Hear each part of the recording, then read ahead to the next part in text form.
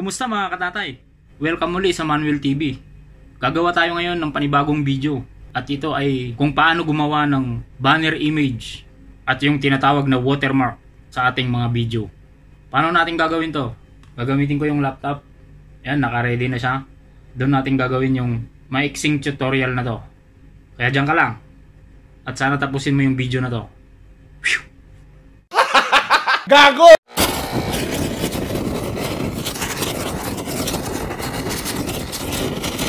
At uumpisahan na natin ito agad ngayon. Pupunta lang tayo sa ating channel icon kung saan makikita yung profile ninyo.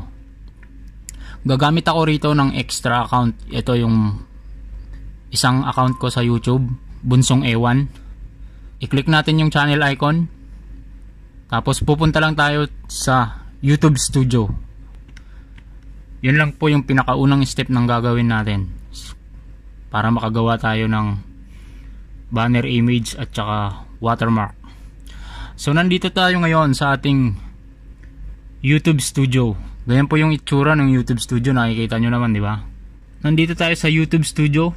Hahanapin natin yung customization. Ito po yung customization, nakikita nyo yung arrow. I-click natin yung customization na yan. Pagka-click mo ng customization, makikita mo yung channel customization. Tapos pupunta tayo sa branding. Para dun na nga makagawa tayo ng banner image at saka yung watermark na sinasabi. Click natin yung branding. So nandito na tayo ngayon sa branding. Sana ay nakikita nyo yung branding.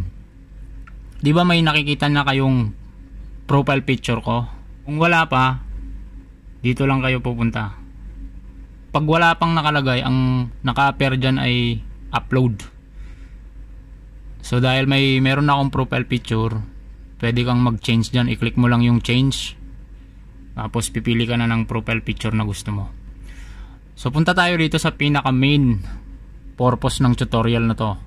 Maiksing tutorial para sa inyo na makakatulong para sa inyo. Ito yung banner image na sinasabi ko. Di ba nakikita nyo kulay pula pa lang kasi wala pa siyang nakalagay.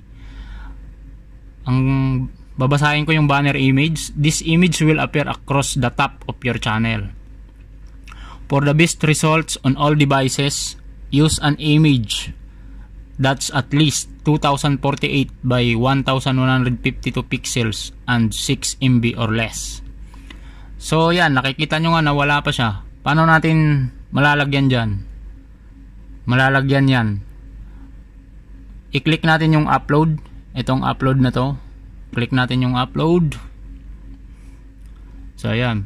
Pipili tayo rito ng picture na pwede nating gawing banner image. Ito yung pili natin. So ay, ganyan lang yung makikita nya. Yan, liig ko lang.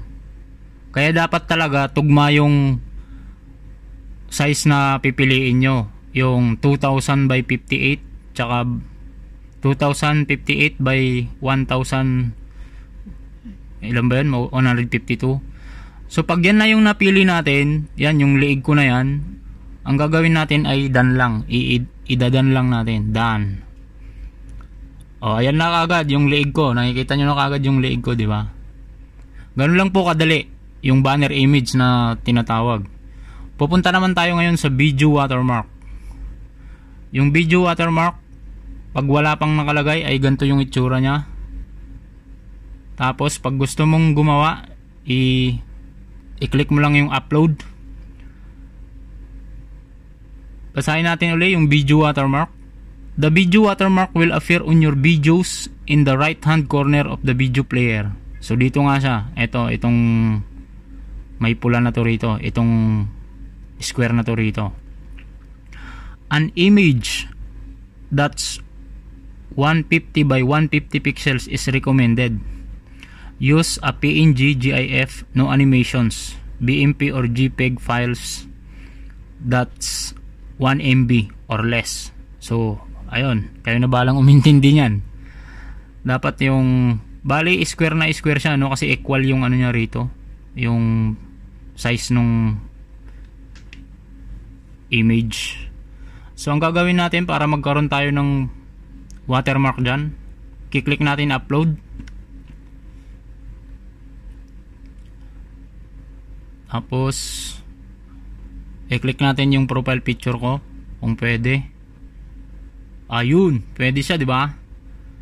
I-done lang natin. Tapos ang nakalagay dyan, pag na-i-click nyo, pag nailagay nyo na yung watermark na gusto nyo, pipili kayo kung yung display time nya, kung sa end of video lang, custom start time, or end video. Ang ginagawa ko, entire video, para nandun siya hanggang sa matapos yung video mo. Kung gusto nyong palitan, i-change nyo lang. Ganun din dito sa banner image, i-change nyo lang. Ganun din yung sa profile picture nyo, i-change nyo lang dyan. Ito, i-click nyo lang yan. So wag nyong kakalimutan na i-publish. Ito, nakikita nyo, publish, yung kulay blue na yan. Ipapublish nyo yan para mailagay nyo mismo, para mag-activate siya. So ganun lang po kadali yung paggawa ng banner image at ang video watermark. Nasa sa inyo na rin kung pwede nyong palitan yung profile picture nyo. Nandito na rin yan, etong parte na to, profile picture. So pasensya na po kayo, hindi na ako gumamit ngayon ng screen recorder dahil mahirap mag cut doon, mahirap mag edit. Kaya dito ako sa laptop ngayon gumawa. At sana ay masundan nyo at may natutunan kayo dito sa maiksing video na to na ginawa natin sa araw na to. So kung nagustuhan nyo yung video na to, baka pwedeng bigyan nyo ako ng likes. Kung meron pa kayong gustong matutunan na pwede kong i-share sa inyo, i-comment down below lang sa video na to, para kung alam ko ay magawan ko siya ng simpleng tutorial para sa inyo. Huwag nyo na rin pong kalimutan i-share ang video na to kung sakaling nakatulong na rin sa inyo. Mag-subscribe na rin kayo sa Manuel TV para sa mga darating pang video. Please like, share, and subscribe para dito sa channel na to. Sana ay nagustuhan nyo itong maiksing video na to. Ganun lang po kasimple yung paggawa ng banner image at video watermark. Sana ay nasundan nyo. Unang-una, pupunta lang kayo sa channel icon nyo, i-click nyo yung YouTube Studio. Pangalawa, sa customization. At pangatlo, pupunta kayo sa branding. At sa loob ng branding, doon nyo makikita yung kung paano magpalit ng profile picture, kung paano gumawa ng banner image at yung video watermark sa inyong mga channel. Maraming salamat sa panunood mga katatay, at sana ay nagustuhan ninyo itong ginawa nating tutorial. Maraming salamat at hanggang sa muli. Manuel TV, ang inyong lingkod.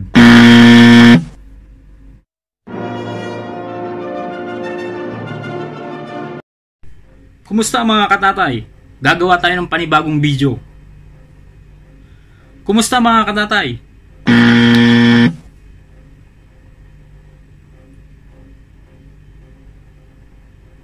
Kumusta mga katatay? Welcome muli sa Manuel TV. Kumusta mga katatay? Welcome muli sa Manuel TV. Gagawa tayo ngayon ng panibagong video. Maiksing tutorial na to.